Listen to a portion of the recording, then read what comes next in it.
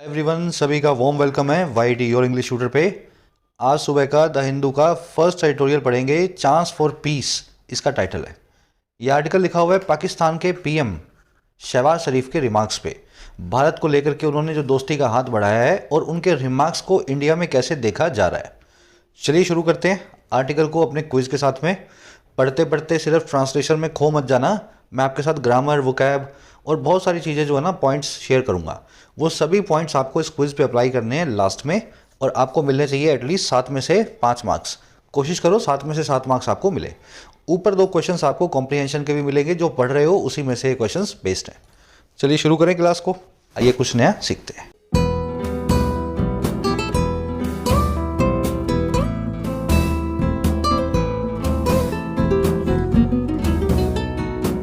Alright, कह रहे जी a chance for peace. Chance का मतलब है मौका, पीस का मतलब है शांति, अमन चैन। कह रहे शांति या अमन चैन का मौका आ गया है। पाकिस्तान चाहता है दोस्ती करना, पाकिस्तान चाहता है झगड़े को पीछे छोड़ना, तो शायद it is a chance for India, है ना। इंडिया भी जो अपने आगे आकर के शांति समझौता कर सके। अब इसके टाइटल पैराग्राफ से देखते हैं क्या कहना चाह रहा है इन डिटेल। कह रहा है जी, ये यू वाला ना निकाल देना, ये थोड़ा टाइपिंग एरर है। कह रहा है India should engage Pakistan if it comes forward to normalise relations. कह रहा है इंडिया को इंगेज करना चाहिए पाकिस्तान के साथ। इंगेज वर्ड के बारे में मैंने आपको बता रखा है।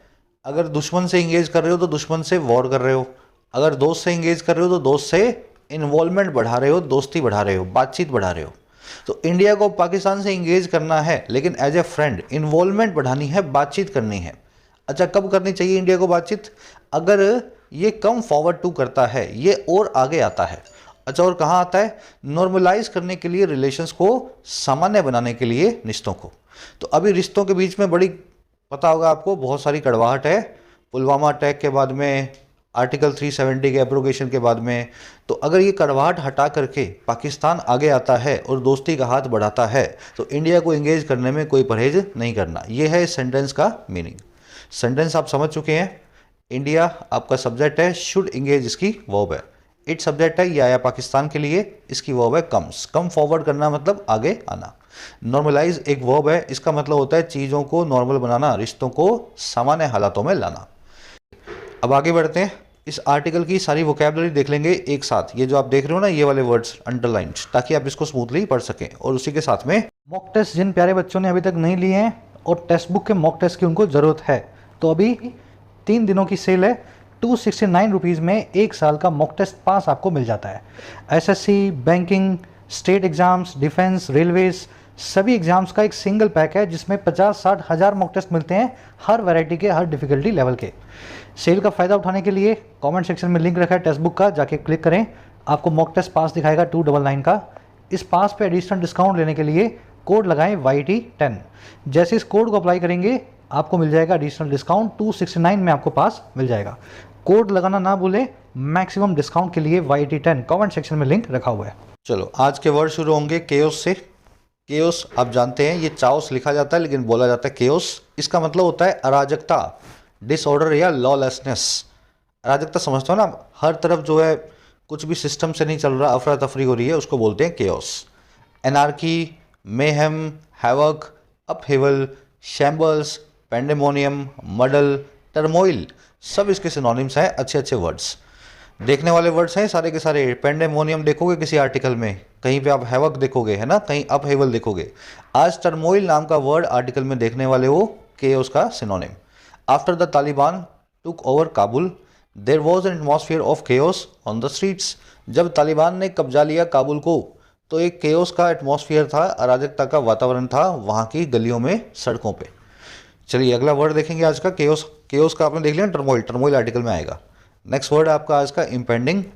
इम्पेंडिंग का मतलब होता है वो चीज़ जो भी पेंडिंग हो और होने ही वाली हो, जो अप्रोचिंग हो, नियर एंड सर्टेन हो, जिसका होना लगभग तय हो, बस कब होगी सिर्फ इतनी ही बात है ना, impending. The leaders of 2 countries held parleys to avoid an impending war. दोनों कंट्रीज के लीडर्स ने होल्ड किया पार्लेज को। पार्लेज का मतलब होता है शांति के लिए बातचीत। जब 2 आदमी झगड़ा कर रहे होते हैं ना, तो अचानक से वो बैठ करके बात करने की कोशिश करते हैं, झगड़े को सुलझाने की। अंग्रेजी में उस वर्ड को बोलते हैं Parle's.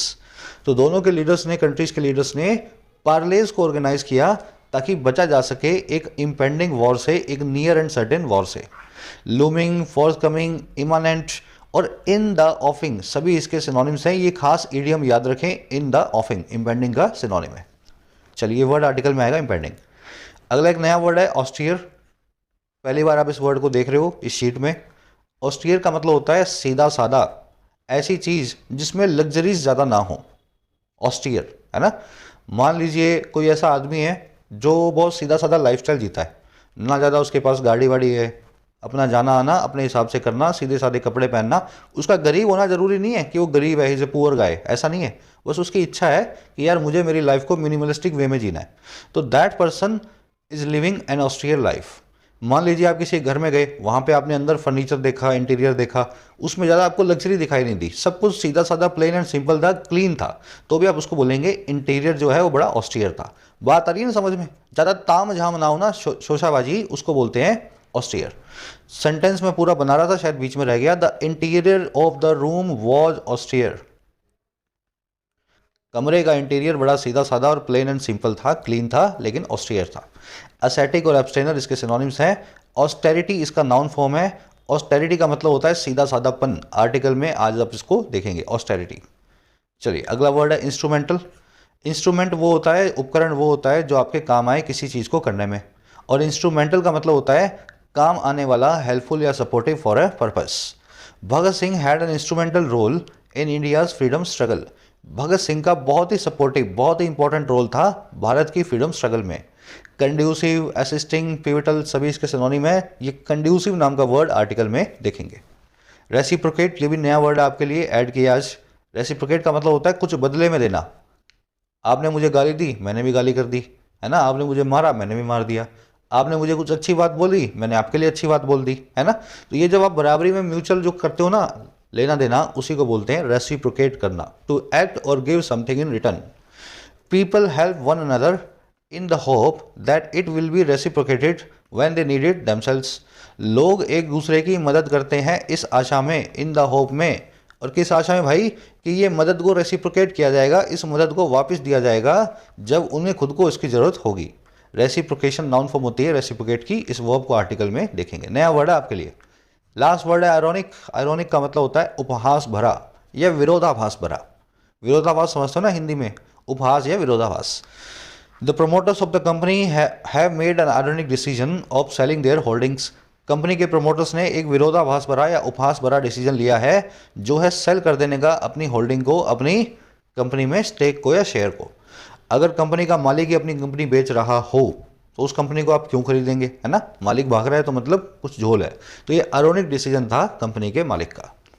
Paradoxical, सैटारिकल, comical, anomalous, contradictory, आज ये वर्ड आर्टिकल में देखेंगे कॉन्ट्राडिक्टरी, ठीक है, इसका सिनोनिम। तो भारी भरकम वर्ड है, डिटेल में करवा दिए हैं। चलिए एक समरी दे दें आपको, आर्टिकल किस बारे में लिखा हुआ है। देखो समरी ये है कि पाकिस्तान के पीएम शहबाज शरीफ का रिसेंट एक रिमार्क आया है कि इंडिया से वॉर्स लड़के पाकिस्तान को हुआ है नुकसान। पाकिस्तान ने अपना एक हिस्सा खो दिया, ईस्ट बांग्लादेश, ईस्ट पाकिस्तान जो बांग्लादेश बन गया। बहुत सारा पैसा खोया, बहुत सारी क्रेडिबिलिटी खोई। आज कंट्री में बेरोजगारी है, अनएम्प्लॉयमेंट है। तो इंडिया एक बड़ी पावर है, इससे लड़ करके पाकिस्तान को नुकसान हुए हैं। तो पाकिस्तान ने अपने सबक सीख लिए हैं और अब चाहेगा कि इंडिया से बातचीत करके अपने रिश्तों को आगे बढ़ाए। अब ये स्टेटमेंट जो है एनालाइज की जा रही है हर जगह, दोस्ती के सबक, दोस्ती के ऑफर की तरह, पीस प्रपोजल की तरह। और कुछ लोग बोल रहे हैं कि ये स्टेटमेंट सिर्फ जो है एक डेस्परेट मेजर है पाकिस्तान का, क्योंकि पाकिस्तान अभी बैंक्रप्सी की तरफ जा रहा है। हमारा आर्टिकल इस चीज़ को एनालाइज करेगा कि क्या है दोनों में से ये। और दूसरा आपको ये बता रहा है कि इंडिया को अगर ऐसा पता लग जाए कि ये प्रपोजल सच में असली प्रपोजल है, तो इंडिया को भी परहेज नहीं करना चाहिए पाकिस्तान से दोस्ती करने में, इंगेज करने में, बातचीत करने में। बस आज इसकी यही समरी है। एनालाइजिंग टोन में एनालाइज करेगा इस प्रपोजल को, सजेस्टिंग टोन में आपको सजेस्ट करेगा इंडिया को कि क्या, व्हाट इंडिया कुड डू।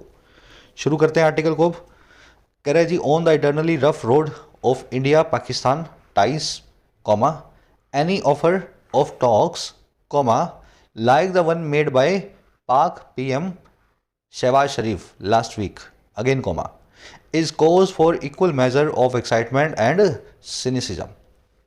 कह रहे जी, ऐसी इटर्नली रफ रोड पे, रोड मतलब सड़क, रफ मतलब खतरनाक, डिफ़िकल्ट, टूटी फूटी, उबड़ खाबड़। और इटर्नली का मतलब होता है जो इटर्नल मैनर में हो, जो एंडलेस हो, जिसका कोई अंत ना हो, जिसका कोई भी शुरुआत या अंत ना हो, इटर्नल। तो कह रहा है जी ऐसी एक रफ रोड पे, ऐसे एक उबड़ खाबड़ सड़क पे जो इटर्नली उबड़ खाबड़ है, हमेशा से ही है, आज नहीं है, हमेशा से ही है और हमेशा रहने भी वाली है। और ये सड़क कौन सी है भाई? ये सड़क है इंडिया और पाकिस्तान के रिश्तों की, ये कह रहा है इन दोनों कंट्रीज़ के आपसी टाइज की। तो कह रहा है ऐसी सड़क पे ना कोई भी अगर ऑफर आ जाए, एनी ऑफर, और जो हो बातचीत का यानी कि टॉक्स का। अब ये कॉमा से कॉमा के बीच में बता रहा है आपको, जैसे कि रिसेंटली एक आया भी है। कह रहा है कि वो वाला लाइक जैसा कि एक मेक किया गया है पाकिस्तान के पीएम मिस्टर शहबाज शरीफ के द्वारा पिछले हफ्ते, लास्ट वीक। कह रहा है ऐसा कोई भी ऑफर वो एक कोज होगा, एक कारण होगा, और किसके लिए? इक्वल मेजर के लिए। तो इस पे इक्वल ही कदम आना चाहिए, बराबरी का ही मेजर आना चाहिए। और ये कदम किस चीज़ का होगा भाई? दोनों चीज़ों का, एक्साइटमेंट एंड सिनिसिज्म का। आपको इस ऑफर पे एक्साइटमेंट भी दिखानी है और साथ में अपना सिनिसिज्म भी बनाए रखना है। दोनों का इक्वल मेजर हो तभी इस जो है प्रपोजल को, ऑफर को आप जस्टिफाई कर सकते हैं। अब ये होते क्या है भाई एक्साइटमेंट, सिनिसिज्म? एक्साइटमेंट तो आप जानते ही हैं, किसी भी चीज़ को लेकर के बहुत सारी जिज्ञासा, क्यूरोसिटी। सिनिसिज्म का मतलब होता है डाउट करने की क्वालिटी, डिस्ट्रस्ट। किसी भी चीज़ में अगर आप सिनिक हैं, अगर सिनिसिज्म रखते हैं, तो उस चीज़ पे आपको डिस्ट्रस्ट होगा, आपको उस पर विश्वास नहीं आएगा, भरोसा नहीं आएगा। सिनिसिज्म मतलब भरोसा ना करने की, समझ गए ना, डिस्ट्रस्ट। सेंटेंस थोड़े से ऐसे लिखे हुए जैसे कोई कोई पोएट होता है ना, कोई अपनी पोएम लिख रहा होता है, इस तरह का कवि की कविता की तरह है। पाकिस्तान इंडिया के रिश्तों की एक रफ रोड है जो इटर्नल है, जो हमेशा बनी हुई है। ऐसी रोड पे कोई भी ऑफर आ जाए बातचीत का, जैसा कि शहबाज शरीफ का भी आया भी है पिछले हफ्ते, वो ऑफर अपने आप में दोनों ही चीज़ों को लाएगा हमारे लिए, एक्साइटमेंट भी लाएगा और सिनिसिज्म को भी लाएगा, ऐसे बना हुआ है। चलिए, ऑफर सब्जेक्ट है, इज इसकी वर्ब है। इटर्नली यहाँ पे एडवर्ब है, रफ एडजेक्टिव को मॉडिफाई कर रही है।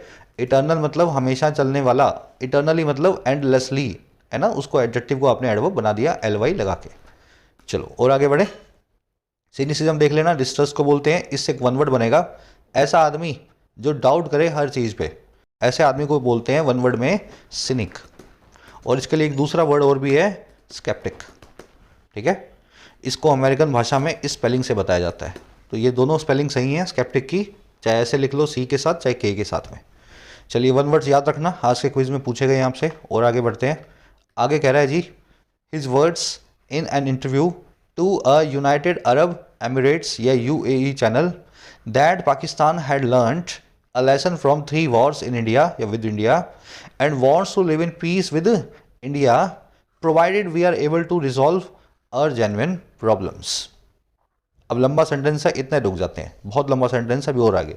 कह रहे जी इनके वर्ड्स हैं, जो इनके शब्द हैं, किसके? पाकिस्तान पीएम के शहबाज शरीफ की बात हो रही है ना। कह रहा है उनकी जो बातें हैं एक इंटरव्यू में जो आया है यूनाइटेड अरब एमिरेट्स के या यूएई के एक चैनल के लिए। और ये वर्ड्स क्या हैं डैड? वो ये हैं कि पाकिस्तान जो है वो सीख चुका था, हैड लर्न कर चुका था एक सबक को। और किससे? 3 वॉर्स से, 3 जंगों से, इंडिया के साथ, विद इंडिया। अच्छा, और क्या किया पाकिस्तान ने? कह रहा है and Pakistan wants to live, Pakistan अब चाहता है कि वो रहे। सीख तो वो चुका ही था, अब वो चाहता है कि वो रहे। और कैसे? इन पीस विद, बिल्कुल शांति में। इन पीस विद का मतलब होता है किसी के साथ शांति से रहना, ये एक फ्रेज है इंग्लिश में, याद रखें, इन पीस विद। तो कह रहे रहे वो इन पीस विद, बिल्कुल शांति में, बिल्कुल अमन चैन के साथ, इंडिया के साथ, विद इंडिया। कह रहा कि प्रोवाइडेड, यहाँ प्रोवाइडेड एक कंजंक्शन है, कोई वर्ब नहीं है। इसका मतलब होता है इस चीज़ को देखते हुए, गिवन दैट या कंसीडरिंग दैट।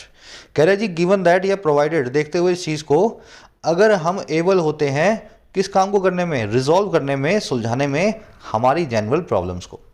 तो ऐसा उनका मानना है कि हमने सबक ले लिया है भारत से लड़ाई करके, इंडिया से, और हम चाहते हैं कि पीस से रहें अगर हम आपसी जो रिश्तों को, आपसी प्रॉब्लम्स को, जेन्युइन प्रॉब्लम्स को रिजॉल्व कर पाते हैं तो।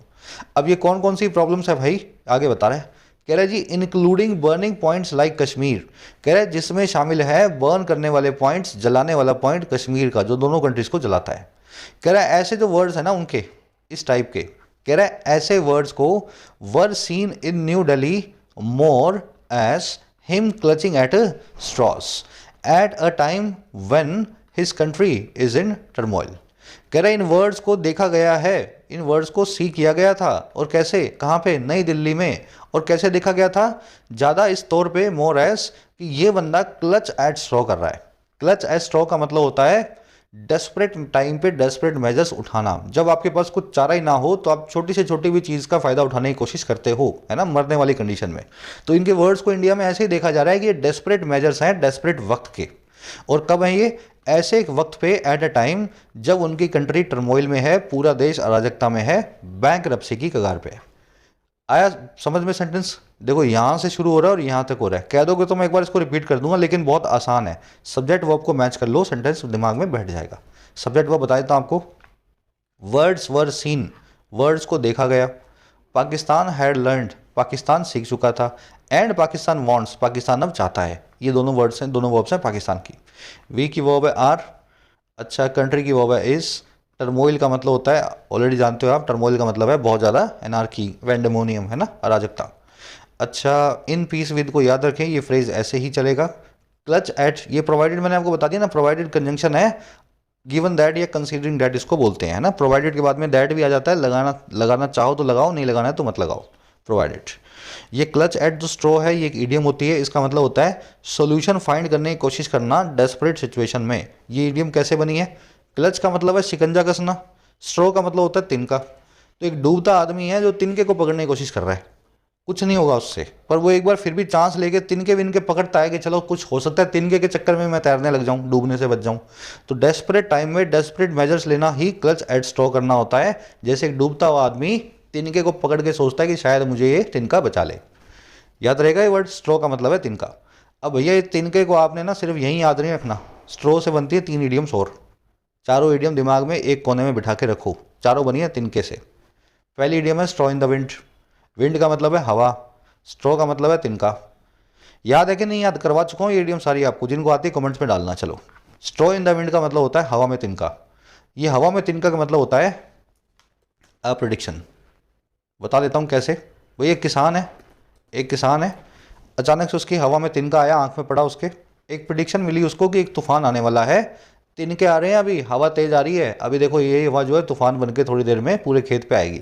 तो वहाँ से इस इडियम को हमने बनाया हुआ है। स्ट्रॉ इन द विंड मतलब आंख में तिनके आ रहे हैं, हवा के साथ एक प्रिडिक्शन मिल रही है किसी भी चीज़ की फॉर फ्यूचर, तूफान की ना हो, किसी भी चीज़ की, है ना। चलो, अ मैन ऑफ स्ट्रो, तिनके का आदमी। अ मैन ऑफ स्ट्रो, तिनके का आदमी। तो अ मैन ऑफ स्ट्रो वो आदमी है जिसकी इंटेग्रिटी बहुत ज़्यादा कमज़ोर है। A person with weak integrity या सेल्फ स्टीम। अब इंटेग्रिटी क्या होती है? कुछ आपकी कोई बात की वैल्यू नहीं है, तिनके जैसी बात है आपकी, कभी भी कुछ कह देते हो, मुँह कर जाते हो ना। आपकी कोई सेल्फ स्टीम है, आपको कोई भी कुछ कह देता है आप सुन भी लेते हो, है ना। तो ये होता है एक आदमी मैन ऑफ स्ट्रो। इसका उल्टा होता है मैन ऑफ स्टील, जिसकी बात में बहुत ज़्यादा दम हो, वजन हो, है ना। और मैन ऑफ स्ट्रो कौन हो गया? बिना वजन का तिनके वाला आदमी। लास्ट है to have straws in one's hair, अपने बालों में स्ट्रॉ रखना यानी तिनके होना। इसका मतलब होता है टू गो लुनेटिक, पागल हो जाना। पागल आदमी कैसे होते हैं? बाल उड़े हुए होते हैं, बालों में कचरा फंसा हुआ है, तिनके फंसे हुए हैं, है ना। तो वहाँ से इडियम बन गई। अगर कोई आदमी के लिए आप ये बोल रहे हो ना, तो आप ये बोल रहे हो वो आदमी पागल हो चुका है किसी भी चीज़ को लेकर के, है ना। कोई भी चीज़ को लेकर के आप जुनूनी होते हो, ऑब्सेशन दिखाते हो, तो आप बोल सकते हो he has straws in his hair, वो आदमी पागल हो गया है। चलो, 4 इडियम याद रखेंगे और आगे बढ़ते हैं। कह रहा है जी, politically mister Sharif has to face elections later this year and continues to be challenged by the opposition led by former leader Imran Khan. कह रहा है कि राजनीतिक तौर पे देखो तो शरीफ साहब को हैज़ टू फेस करना चाहिए या फेस करना पड़ेगा। और किसको फेस करना है इनको? इलेक्शंस को इसी साल लेटर दिस ईयर। और कह रहे हैं दूसरी चीज़, ये कंटिन्यूज होते हैं, जारी रहते हैं, चैलेंज किए जाना, चुनौती दिया जाना। और किसके द्वारा? ऑपोजिशन के द्वारा, जो लेड बाय है, जिसकी अगुवाई कर रहे हैं फॉर्मर लीडर इमरान खान। तो ऐसा हो रहा है पॉलिटिकली इनको इमरान खान से चुनौती मिल रही है। शरीफ साहब की वर्ब है हैज़ टू, दूसरी वर्ब है इसकी कंटिन्यूज। शरीफ को ये फेस करना है और शरीफ अभी भी जारी है, चैलेंज किया जाना। To be challenge, to be plus में वर्ब की थर्ड फॉर्म पैसिव इन्फिनिटिव है। इनको चैलेंज किया जाएगा, ये किसी को नहीं करेंगे, इनको ही चैलेंज किया जा रहा है। He continues to be challenged. चलिए और आगे बढ़ते हैं। कह रहा है economically Pakistan is in imminent danger of a debt default and is being held together by assurances of support from the UAE, Saudi Arabia and China, as well as hopes that its IMF bailout package will come through with the adoption of more austerity measures. कह रहा है अगर आर्थिक तौर पे देखें, भाई ये तो पॉलिटिकली हमने बताया क्या इनके पास चैलेंज है, इकोनॉमिकली देखें तो पाकिस्तान एक इमिनेंट डेंजर में है, एक ऐसे खतरे में है जो इमिनेंट है, अप्रोचिंग है, नियर एंड सर्टेन है। और किसका? डेट डिफॉल्ट का। पाकिस्तान को 2025 में 70-75 बिलियन डॉलर देने हैं कर्जा जो उन्होंने लिया था। 2025 में ये कर्जा पाकिस्तान 99.99% नहीं चुका पाएगा, जैसा अभी देख करके लग रहा है। तो ये 2025 की शुरुआत है। 2023 में आप जब देख रहे हो ना पावर कट्स और ये सब, 2025 के लिए पाकिस्तान अपने आप को तैयार कर रहा है कि ज़्यादा मैक्सिमम हो सके हम उतना हम दे दें, नहीं तो हम बैंकरप्ट कहलाएंगे। तो पाकिस्तान एक डेंजर में है बैंकरप्ट होने के, डेट पे डिफॉल्ट करने के 2025 में। और ये जो पाकिस्तान है ना, ये बीइंग हेल्ड टुगेदर किया जा रहा है। अभी ये इकट्ठा करके रखा गया यूनाइट करके, नहीं तो अभी टूट जाता। हेल्ड टुगेदर किया है अश्योरेंसेज ने, उन सारी गारंटीज ने जो है सपोर्ट की, जो है समझ गए ना, हेल्प की। और ये सारी कहाँ से आएगी? यूएई से आएगी, सऊदी से आएगी, चाइना से आएगी। साथ ही साथ उन होप्स ने, पाकिस्तान ऐसा होप भी करता है दैट वो ये कि इसका जो आईएमएफ बेल आउट पैकेज है, आईएमएफ का एक बेल आउट पैकेज पाकिस्तान चाहता है। बेल आउट का मतलब होता है बुरे वक्त में काम आने वाला। तो बेल आउट का पाकिस्तान का एक पैकेज जो है ना आईएमएफ से आए, कह रहा है वो कम थ्रू होगा, वो आ ही जाएगा पाकिस्तान के पास। और कैसे आएगा? इस अडॉप्शन के साथ में, इस चीज़ को अपनाने के साथ में। और वो चीज़ है और ज़्यादा ऑस्टेरिटी के मेजर्स, ऐसे कदम जो ऑस्टेरिटी के यानी सीधे साधेपन के हैं। तो पाकिस्तान क्या कर रहा है? अपना खर्चा कम से कम कर रहा है। जितना कम खर्चा करके आईएमएफ को दिखाएगा, आईएमएफ खुश होकर के उतना ही अच्छा पैकेज पाकिस्तान को देगा। तो पावर कट्स लग रहे हैं, हर चीज़ में कंजूसी की जा रही है ताकि खर्चा कम हो। These are called austerity measures. आज के वर्ड्स और सेंटेंसेस बहुत आसान नहीं है पढ़ने में, मुझे पता है, लेकिन बिल्कुल भी इससे डिस्करेज मत होना, है ना, कोशिश करो। सेंटेंस आप समझ चुके हो। पाकिस्तान की 3 वर्ब्स हैं। पहली वर्ब है पाकिस्तान इज़ इन डेंजर। दूसरी वर्ब है पाकिस्तान इज बीइंग हेल्ड, ये है पैसिव में, पाकिस्तान को हेल्ड टुगेदर किया गया है। और तीसरी वर्ब है पाकिस्तान होप्स, पाकिस्तान ऐसी आशा भी करता है। बेल आउट पैकेज की वर्ब है विल कम थ्रू। इमिनेंट मतलब नियर एंड सर्टेन। अश्योरेंसेस का मतलब है गारंटी या भरोसा। ऑस्टेरिटी मेजर्स वो मेजर्स हैं जिसमें आप सीधा साधापन रखते हैं, ऑस्टियर हो जाते हैं, लग्जरीज को छोड़ देते हैं, खर्चे को कम से कम करते हैं और मिनिमलिस्टिक लाइफ को जीते हैं। These are called austerity measures. बढ़े आगे, चलो। कह रहा है Pakistan also faces a growing terror threat from its Afghan border, where despite having a friendly regime in control there are clashes particularly with TAT Tehrik-e Taliban Pakistan fighters. कह रहा है पाकिस्तान फेस करता है बढ़ती हुई टेरर थ्रेट को, आतंकवाद की चुनौती को। और कहाँ से? अपने वेस्टर्न बॉर्डर से, अफगान बॉर्डर से। कह रहा है जहाँ पे बावजूद रखने के एक दोस्ताना रिजीम को, एक ऐसे एडमिनिस्ट्रेशन को, बात कर रहा है तालिबान की, दोस्ताना है ना पाकिस्तान के लिए, तो दोस्ताना रिजीम को कंट्रोल में, कह रहा है जहाँ पे अफगानिस्तान में बहुत अच्छे एक दोस्ती भरे रिजीम के होने के बहुत सारे क्लैशेज हो रहे हैं, देर आर क्लैशेज, बहुत सारे झगड़े हो रहे हैं, खास करके इस आतंकवादी संगठन के साथ में, तहरीके तालिबान पाकिस्तान फाइटर्स, इन लोगों के साथ में। तो इस तरह से आतंकवाद की जो है चुनौती का भी सामना करना पड़ रहा है पाकिस्तान को। पाक की वर्ब है फेसिस, क्लैशेस की वर्ब है आर। बढ़े आगे। रिजीम का मतलब होता है एडमिनिस्ट्रेशन, प्रशासन, है ना, हुकूमत को बोलते हैं रिजीम। कह रहा है even so mister Sharif's peaceable words coming a month after a crossing of swords at the United States indicate that there is an understanding that India is not responsible for Pakistan's current state of affairs and engagement of some sort would benefit the government there। कह रहा है जी फिर भी even so का मतलब है फिर भी। हुआ क्या? कह रहा है पाकिस्तान के जो पीसेबल वर्ड्स हैं, पाकिस्तान के जो शांति बनाने वाली बातें हैं, कह रहा है जो कम कर रही हैं 1 महीने बाद में, जो आ रहे हैं अ मंथ लेटर। और किसके? एक क्रॉसिंग ऑफ स्वॉर्ड्स के। क्रॉसिंग ऑफ स्वॉर्ड्स का मतलब होता है, स्वॉर्ड मतलब आपकी, समझ गए ना, तलवार, और क्रॉस करना मतलब आपसे में भिड़ाना। तो क्रॉसिंग ऑफ स्वॉर्ड्स का मतलब होता है पब्लिकली एक दूसरे को गाली गलौज करना, लड़ना, एक दूसरे पे कीचड़ उछालना, क्रॉसिंग ऑफ स्वॉर्ड्स। तो कह रहा है पाकिस्तान के जो बड़े पीस वाले वर्ड्स हैं जो कि 1 ही महीने बाद में आ रहे हैं, बहुत बड़े तमाशे के, क्रॉसिंग ऑफ स्वॉर्ड्स के दोनों कंट्री के बीच में। और ये तमाशा हुआ था यूएन की जो है असेंबली में। कह रहा है ये वर्ड्स ये इंडिकेट करते हैं इस चीज़ को, दैट वो ये कि एक अंडरस्टैंडिंग अब आ चुकी है, इस बात की समझ आ चुकी है, दैट वो ये कि जो इंडिया है ना वो रिस्पॉन्सिबल नहीं है, जिम्मेदार नहीं है। India is not responsible. और किसके लिए? पाकिस्तान की करंट स्टेट ऑफ अफेयर्स के लिए, पाकिस्तान के हाल फिलहाल में जो हालात हैं, स्टेट ऑफ अफेयर्स हैं। और कह रहा है एक इंगेजमेंट जो है ना, एक बातचीत जो है किसी भी तरीके की, सम सॉर्ट की, वो बेनिफिट करेगी सरकार को, गवर्नमेंट को वहाँ पे इन पाकिस्तान देयर। तो ऐसी अंडरस्टैंडिंग इन वर्ड से हमें फिर भी आ रही है। पाकिस्तान एटलीस्ट ये तो मानता है कि जो ये कर रहे हैं, जिस भी चीज़ से गुजर रहे हैं, वो इनके खुद के कर्म है, किसी ने इनको जो है धक्का नहीं दिया इन सब कामों को करने में। और अगर बातचीत करेंगे इंडिया से तो पाकिस्तान को ही फायदा होने वाला है इस इंगेजमेंट से। वर्ड्स की वर्ब है इंडिकेट, अंडरस्टैंडिंग की वर्ब है इज, इंडिया की वर्ब है इज, इंगेजमेंट की वर्ब है वुड बेनिफिट। सम सोर्ट मतलब किसी प्रकार की, इंगेजमेंट ऑफ सम सोर्ट मतलब किसी प्रकार की बातचीत। क्रॉसिंग ऑफ सोर्ट्स का मतलब आप समझ चुके हैं, एक दूसरे से झगड़ा करना इन पब्लिक, अपनी तलवारें लेकर के एक दूसरे से, समझ गए ना। चलो, ये स्वॉर्ड वर्ड है ना, स्वॉर्ड इसका मतलब होता है तलवार, लेकिन इसको बोला जाता है सॉर्ड। ये डब्ल्यू जो है बीच में साइलेंट होता है, ठीक है, सॉर्ड बोलते हैं, डब्ल्यू को बीच में बोला नहीं जाता। चलो और आगे बढ़े। कह रहा है जी, the ministry of external affairs response that India wants normal neighbourly relations with Pakistan provided there is a conducive atmosphere devoid of terrorism, hostility or violence, suggests that the Delhi continues to hold its position but does not wish to snub Mr. Sharif's offer either. कह रहा है जी, हमारे foreign ministry के, जयशंकर साहब की जो ministry है, ministry of external affairs, उसका जो रिस्पॉन्स आया है, जो प्रतिक्रिया आई है, और क्या प्रतिक्रिया, दैट वो ये कि इंडिया चाहता है नॉर्मल नेबरली रिलेशंस को, ऐसे रिश्तों को जो नेबरली हैं, जो पड़ोसी वाले हैं, और किसके साथ में चाहता है, विद पाकिस्तान, पाकिस्तान के साथ। और कैसे, इस चीज़ को कंसीडर करते हुए, प्रोवाइडेड बताया था ना मैंने आपको, कंसीडरिंग दैट, गिवन दैट, इस चीज़ को देखते हुए कि वहाँ पे कंड्यूसिव एटमॉस्फेयर हो, वहाँ पे एक ऐसा वातावरण हो जो कंड्यूसिव हो, इंस्ट्रूमेंटल हो, सही हो, हेल्पफुल हो, और जो डिवॉइड हो, जो वंचित हो, जो डिप्राइव्ड हो किसी भी तरह की दहशतगर्दी से, टेररिज्म से, हॉस्टिलिटी से, कड़वाहट से, और वायलेंस से, यानी हिंसा से। कह रहा है इंडिया का जो रिस्पॉन्स आया ना इस तरह का, कि इंडिया भी चाहता है सही बातचीत करें पाकिस्तान से, लेकिन वहाँ पे ये तीनों चीज़ें बिल्कुल नहीं होनी चाहिए, कड़वाहट ना हो, टेररिज्म ना हो, और वायलेंस ना हो।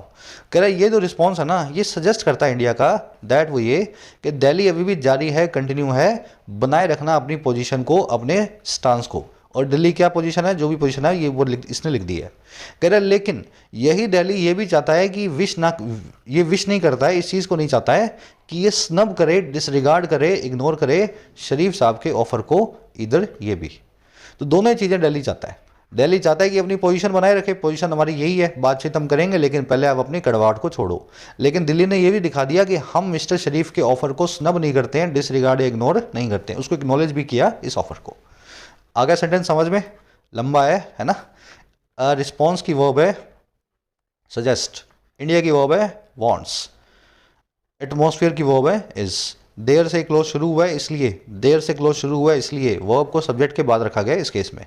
कंड्यूसिव आप जानते हैं, जो हेल्पफुल हो, इंस्ट्रूमेंटल हो, डिवॉइड ऑफ, डिप्राइव्ड ऑफ, दोनों का मतलब है विदाउट, है ना, बिना किसी चीज़ के जब आप होते हो तो डिवॉइड ऑफ, विदाउट होते हो, या विदाउट दैट थिंग होते हो। दिल्ली की वर्ब है कंटिन्यूज, एंड दिल्ली की दूसरी वर्ब है does not wish. Delhi continues and Delhi does not wish. Snub करना, डिसरिगार्ड करना, इग्नोर करना। अभी ग्रामर कॉन्सेप्ट है यहाँ पे बहुत ही अच्छा, कई दिनों बाद करवा रहे हैं आपको। कॉन्सेप्ट ये है कि नाउन्स के आगे एल वाई लगे तो वो एडजेक्टिव बनते हैं, और एडजेक्टिव के आगे एल वाई लगे तो वो एडवर्ब बन जाता है। लेकिन इसमें कन्फ्यूजन है। कन्फ्यूजन ये है, इंग्लिश में बहुत सारे एल वाई वाले वर्ड्स हैं जो कि नाउन के आगे एल वाई लगा के बनाए गए हैं, एडजेक्टिव हैं, आपको वो देख करके लगेंगे वो एडवर्ब्स हैं। तो इन वर्ड्स को आपको पहचानना है इस फॉर्मूला के थ्रू। फ्रेंड एक नाउन है, इसके अगर एल वाई लगा है तो फ्रेंडली, तो ये एक एडजेक्टिव हो गया, इसको एडवर्ब की तरह यूज़ नहीं कर सकते हैं। अब आ रही बात समझ में। ब्रदर एक नाउन है, आगे एल वाई लगाया तो ब्रदरली, अब एल वाई लगने की वजह से एडवर्ब नहीं है, एडजेक्टिव है, ब्रदर के आगे एल वाई लगा हुआ है। तो ये वर्ड्स वो खास वर्ड्स हैं जिनमें सबको कन्फ्यूजन है, एक बार इन वर्ड्स से आप गो थ्रू हो। वैसे ही ये पूरा कॉन्सेप्ट आपको एडवर्ब वाले चैप्टर में करवा दिया गया है, शायद 27 नंबर वीडियो है बेसिक्स की। ही always behaved friendly with us, वो हमेशा दोस्ताना तरीके से हमसे बिहेव करता था। कैसे करता था? फ्रेंडली।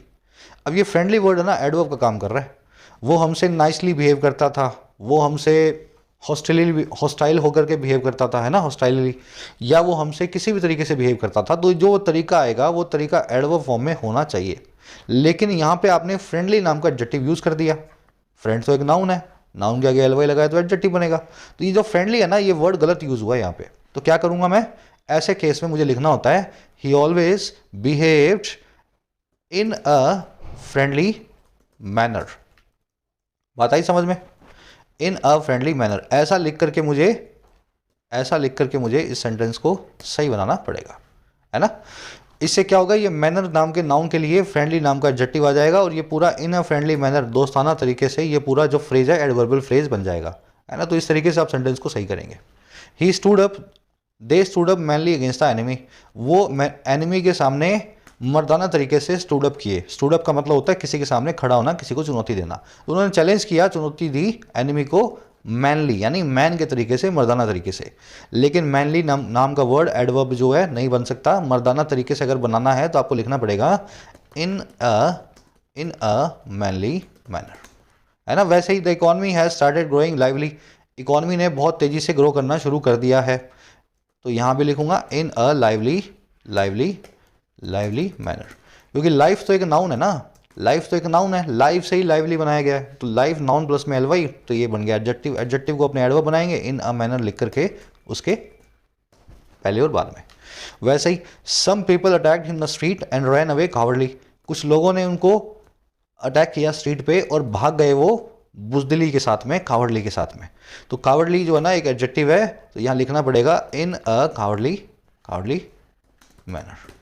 अब ये पूछना मत सर ये एडजेक्टिव क्यों है, अरे भाई ये कावर्ड एक नाउन होता है, उसके आगे एलवाई लगा हुआ है। ये सारे के सारे जो है ना नाउन्स हैं, elder, king, queen, coward, miser, है ना, बॉडी, बबल, कॉम, ये सारे disorder, earth, heaven, word, home, hour, oil, life, ये सब जो है ह्यूमन नाउन्स हैं। नाउन के आगे एलवाई लगा है तो एडवर्ब्स हैं, तो इनको एडजेक्टिव है। तो जब ये एडजेक्टिव है ना तो इनको एडवर्ब की जगह अगर यूज़ किया गया हो एडवर्ब ऑफ मैनर की तरह है, तो आप इसको इन और मैनर लगा करके पूरा एडवर्ब फ्रेज बनाएं ताकि इसको सही तरीके से यूज़ किया जा सके। चलिए, ये कौन सा टास्क है क्विज में पूछा गया आपके। अब आ जाओ नेक्स्ट पैराग्राफ पे। कह रहा है जी there is more to the timing of mister Sharif's words. कह रहा है मिस्टर शरीफ के जो वर्ड्स है ना उसकी टाइमिंग में और भी बहुत कुछ है। There is more to the timing कैसे है भाई, सेमीकोलन लगा के बता रहे हैं। कह रहा है as India prepares to host the SCO या Shanghai corporation organisation summit this year, invitations are going out to ensure participation by Pakistan for the major meetings and a more cordial relationship will ensure a smoother ride। कह रहा है जी मोर ये है इन words के पीछे, कह रहा है क्योंकि इंडिया जो है प्रिपेयर कर रहा है, प्रिपेयर्स है ना, और क्या करने को, मेजबानी करने को, होस्ट करने को SCO की शिखर वार्ता को, समिट को, दिस समर, इस साल की गर्मियों में। कह रहा है जैसे जैसे काम हो रहा है ना, इन्विटेशंस को, न्योतों को दिया जा रहा है, गोइंग आउट किया जा रहा है ताकि इंश्योर किया जा सके भागीदारी को, पार्टिसिपेशन को पाकिस्तान के द्वारा, और किसके लिए, मेजर मीटिंग्स के लिए। और कह रहे एक जो कॉर्डियल रिलेशनशिप है, एक दोस्ताना जो रिश्ता है, कॉर्डियल मतलब बहुत ही फ्रेंडली जो रिश्ता है, वो इंश्योर करेगा एक स्मूदर राइड को।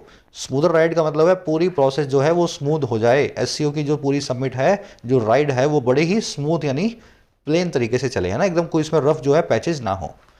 समझ गए सेंटेंस। तो ये है टाइमिंग की बात।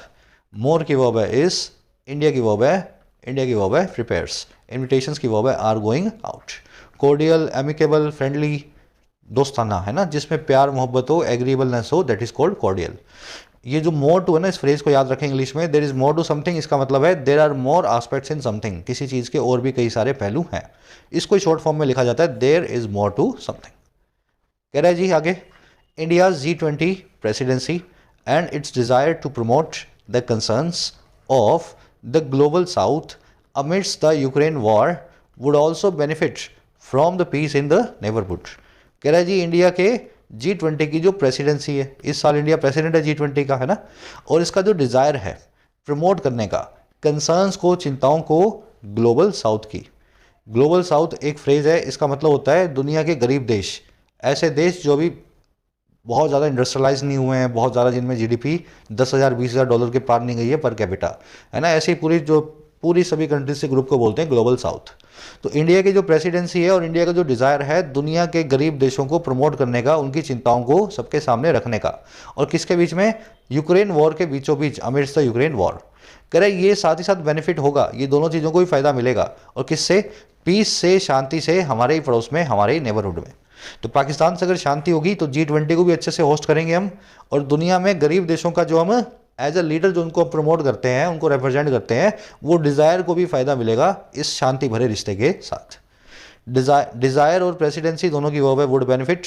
ग्लोबल साउथ मैंने आपको बता दिया, इसमें एशिया ले लो, साउथ अमेरिका ले लो, अफ्रीका ले लो, ओशियानिया ले लो, ये सारा जो इंडोनेशिया ये सब जो है ना, जो गरीब देश हैं, विकसित देश नहीं है ना, उनको बोलते हैं global south. Third world countries global south कहलाती हैं। चलो एक कॉन्सेप्ट और है यहाँ पे, फटाफट वो भी करवा देते हैं आपको। ग्लोबल साउथ जो है ना, ग्लोबल और ये जी बड़ा और एस बड़ा, ये कोई जगह का नाम तो है, इसमें सारी जो है समझ गए, लोकेशंस तो आई गई, इसमें कंट्रीज तो आई गई सारी की सारी, इंडिया भी ग्लोबल साउथ का पार्ट है, फिर भी इस जगह के नाम के आगे द लगा हुआ है।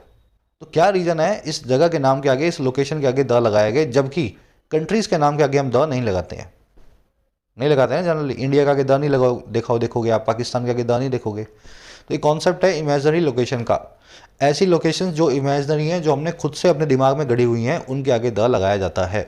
द ईस्ट सभी पूर्वी देश, द वेस्ट सभी पश्चिमी देश, the middle east, the global south, है ना। तो ये कोई जगहें नहीं है, ये हमने सोच रखी हैं। ईस्ट कोई जगह का नाम है क्या? नहीं है। ईस्ट का मतलब है पूर्वी देश, जापान है, चाइना है, इंडिया है, इंडोनेशिया है ना, थाईलैंड है, ताइवान है, ये सब ईस्टर्न कंट्रीज हैं, तो हम ईस्ट बोल देते हैं। द वेस्ट कोई जगह का नाम नहीं है, द वेस्ट का मतलब है सभी वेस्टर्न कंट्रीज।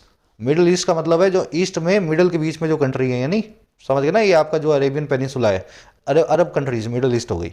वैसे ग्लोबल साउथ का मतलब है सभी के सभी वो देश जो अभी धनवान होना बाकी हैं, जो डेवलपिंग कंट्रीज है। तो ये जब इमेजनरी लोकेशंस आपको मिले हैं, इनके आगे आप द लगा हुआ देखेंगे। वैसे ही नॉर्दर्न हेमिस्फीयर, सदर्न हेमिस्फीयर, उत्तरी गोलार्ध, दक्षिणी गोलार्ध, जितने भी बॉर्डर्स हैं, एलएसी है, मैकमोहन लाइन है, रेड क्लिफ लाइन है, डुरांट बॉर्डर है, ये सारी जो बॉर्डर्स हैं ये भी इमेजनरी लोकेशंस हैं, हमेशा द लेंगे। और जितनी भी लाइंस बनी हुई हैं, equator, Greenwich, tropic of Capricorn, tropic of Cancer, कर्क रेखा, मकर रेखा, है ना, हिंदी में पढ़े होंगे ना आपने। ये सब रेखाएं, ये सभी बॉर्डर्स, ये सभी north pole, south pole, hemisphere, ये भी इमेजनरी लोकेशंस हैं, इनके आगे द लगेगा। तो कॉन्सेप्ट थोड़ा बड़ा बता दिया मैंने आपको, लेकिन डिटेल में बता दिया है ना। Imaginary locations will always take the before them. अब कुछ सेंटेंसेज हैं, इनको सही करते हैं। Global south is the region below equator.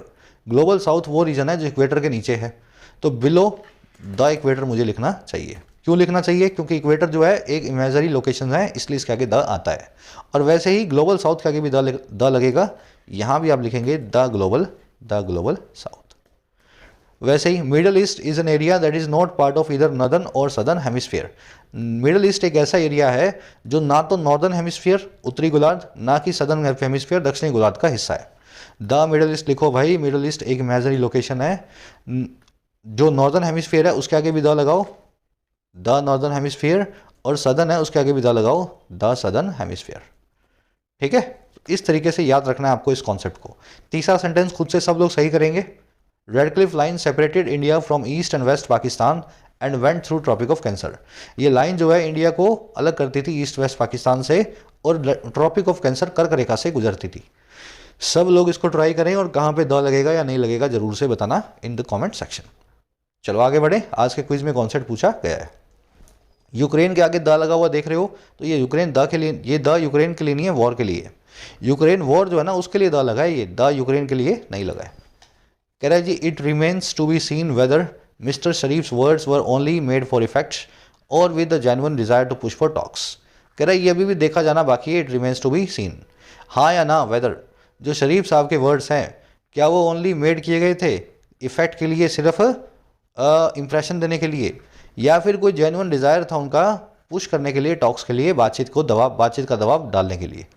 It की verb remains, it remains to be seen, अभी देखा जाना बाकी है। शरीफ के वर्ड्स है वर मेड पैसिव वॉइस में। चलिए, कह रहा है if they are indeed followed up by Islamabad either through the acceptance of the SCO invite or with the proposal to restore mission strengths in both capitals that have not had ambassadors since 2019, it is hoped New Delhi would reciprocate. कह रहा है अगर वो वास्तव में follow up किए जाते हैं, उन सारे वर्ड्स के पीछे एक्शन भी आता है फॉलो अप करते हुए, और किसके द्वारा? इस्लामाबाद के द्वारा।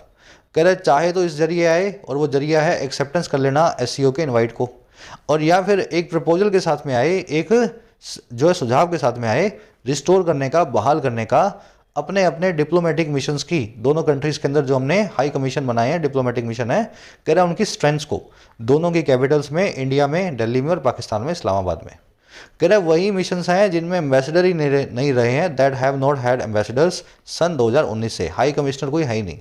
कह रहा है चाहे किसी भी फॉर्म में पाकिस्तान का फॉलोअप आए, इन जो है वर्ड्स के पीछे कोई एक्शन आए, तो कह रहा है ऐसा होप किया जाता है नई दिल्ली भी रेसिप्रोकेट करेगा, सामने से म्यूचुअली जो है एक्शन लेगा। आ रही बात समझ में? तो वर्ड्स तो कर दिए, वर्ड्स के पीछे जैसे कोई भी एक्शन आया, चाहे एससीओ में पाकिस्तान ने बोल दिया हमारे हैं, चाहे अपने डिप्लोमेटिक मिशन में एम्बेसडर को दिल्ली में इन्होंने जो है डिप्यूट कर दिया, दोनों ही केस में ऐसा होप कर रहे हैं कि इंडिया कुछ ना कुछ जो है जवाब जरूर अच्छे से देगा। देखिए जवाब देने का मतलब है एंगेज करना। देखिए वो are followed up passive voice में। रिस्टोर का मतलब होता है बहाल करना। दैट की वो हैव नॉट हैड, दैट आया है मिशंस के लिए, डिप्लोमेटिक मिशन आप समझते हैं है ना, हाई कमीशन का ऑफिस। चलिए इट की वर्ब है इज होप्ड पैसिव वॉइस में। दिल्ली की वर्ब है वुड रेसिप्रोकेट। रेसिप्रोकेट करना म्यूचुअली किसी को बराबर में एक्ट करना या कुछ रिटर्न में देना। कह रहा है जी at a time when the government is advising Ukraine and Russia for dialogue and diplomacy and is seeking to engage the Taliban out of pragmatism. कह रहा है ऐसे एक वक्त पे जब सरकार जो है हमारी द गवर्नमेंट वो एडवाइस कर रही है रशिया यूक्रेन को कि वो डायलॉग और डिप्लोमेसी करें, बातचीत और कूटनीति करें, है ना, लड़ाई करना बंद करें। कह रहा है ऐसे एक वक्त पे। और दूसरा क्या कर रही है सरकार? सरकार सीख कर रही है इंगेज करना, कोशिश कर रही है बातचीत करना तालिबान जैसे दहशतगर्द ग्रुप के साथ में भी। और कैसे? Out of share pragmatism. Pragmatism से की वजह से, प्रेगमेटिज्म का मतलब होता है प्रैक्टिकलिटी, व्यवहारिकता। तो बिल्कुल व्यवहारिकता के साथ में तालिबान से भी इंगेज करने की कोशिश कर रही है, क्योंकि तालिबान एक कंट्री को कंट्रोल करता है, इंगेज तो करना पड़ेगा। कह रहा है ऐसे एक वक्त पे, कह रहा है it would seem contradictory to refuse such a chance for enhancing regional stability. कह रहा है ये बहुत ही कॉन्ट्राडिक्टरी दिखाई देगा, बहुत ही विरोधाभास या आयरॉनिक दिखेगा, मना कर दें अगर हम किसी भी चांस को, किसी भी मौके को जो है इन्हांस कर देने का पूरे रीजन में स्टेबिलिटी को, संतुलन को। कह रहा है specially during a year when India's role as a statesman is being highlighted. कह रहा है खास करके एक ऐसे साल में जब इंडिया की भूमिका एक स्टेट्समैन के तौर पे, स्टेटमैन का मतलब होता है ऐसा पर्सन जो रिस्पेक्टेड हो नेशनल और इंटरनेशनल अफेयर्स में, सबके लिए रिप्रेजेंट करता हो, है ना। तो इंडिया का रोल जो है एक स्टेट्समैन के तौर पे हाईलाइट किया जा रहा है, पूरे दुनिया के सामने स्पॉटलाइट में आ रहा है। इस साल G20 का इंडिया जो है मीटिंग भी देखेगा, प्रेसिडेंसी भी देखेगा, तो स्टेट्समैन की तरह इंडिया सामने आ रहा है। तो ऐसे एक साल में ना अगर हमने पाकिस्तान से बातचीत नहीं की, पाकिस्तान के सामने आने के बाद भी, तो ये कॉन्ट्राडिक्टरी हो जाएगा जब हम दूसरी कंट्रीज़ को बोल रहे हैं कि आप बातचीत करो और तालिबान जैसे आतंकवादियों से भी व्यवहारिकता के नाम पे बातचीत करने की कोशिश कर रहे हैं। अच्छा सेंटेंस है।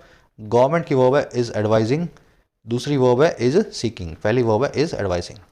इट की वर्ब है वुड सीम। सीम का मतलब होता है दिखाई देना, कॉन्ट्राडिक्टरी का मतलब होता है विरोधाभास से भरा।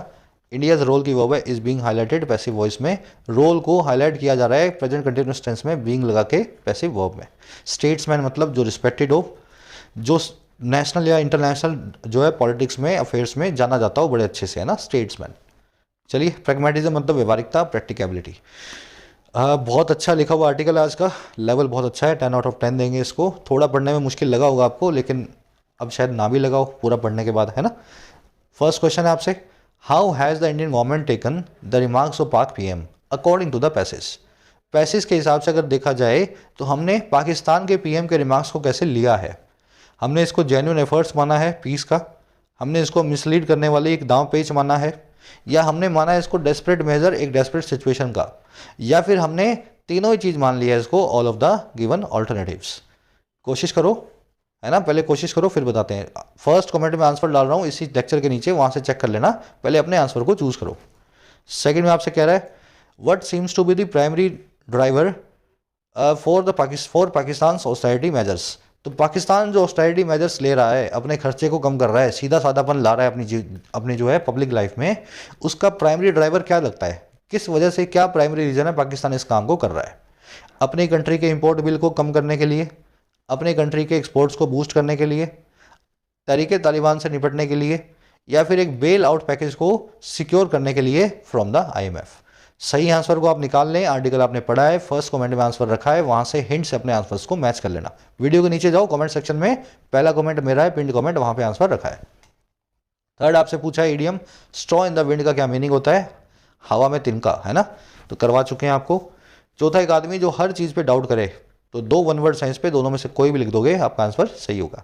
5वें 6वें में 2 एरर है। पहला एरर आपको मिल सकता है इस वर्ड के आसपास, और दूसरा एरर आपको मिल सकता है इस वर्ड के आसपास। कोशिश करो दोनों को निकालने की। 7वें में आपको सेंटेंस इंप्रूव करना है, यहां पे इस फ्रेज में कुछ इंप्रूवमेंट का चांस लग रहा है ना, लिव एट पीस। कोशिश करो पीस के साथ में कौन सा आप जो है प्रेपोजिशन यूज़ करते हैं, एट, पीस, विद को कैसे आप चेंज करके इंप्रूव कर सकते हैं। सभी के आंसर फर्स्ट कमेंट में है, फर्स्ट कमेंट में जाके चेक करना आउट ऑफ 7 कितने मार्क्स मिले जरूर से बताना। कोई भी क्वेरी हो कमेंट सेक्शन में आप लिख सकते हैं। कोर्सेज अवेलेबल हैं ऐप पे, जाके फ़ायदा ले सकते हो। टाइम रहते ही कोर्सेज का फ़ायदा लेना है, ऐसा ना हो लास्ट मोमेंट पे आकर के आप मैसेज करें सर 15 दिन रह गए, 1 महीना रह गया। अभी जब वक्त है पढ़ने का तो पढ़ाई पे पूरा ध्यान दो। कंटेंट सारा अवेलेबल है एप्लीकेशन पे, राइटिंग का, एसएससी का और बैंकिंग का। ऐप को जाओ कमेंट सेक्शन से डाउनलोड करो, फर्स्ट कमेंट से लिंक रखा है। कोई भी क्वेरी हो, ये नंबर है व्हाट्सएप का, टीम से आप मैसेज करके बात कर सकते हैं व्हाट्सएप पे।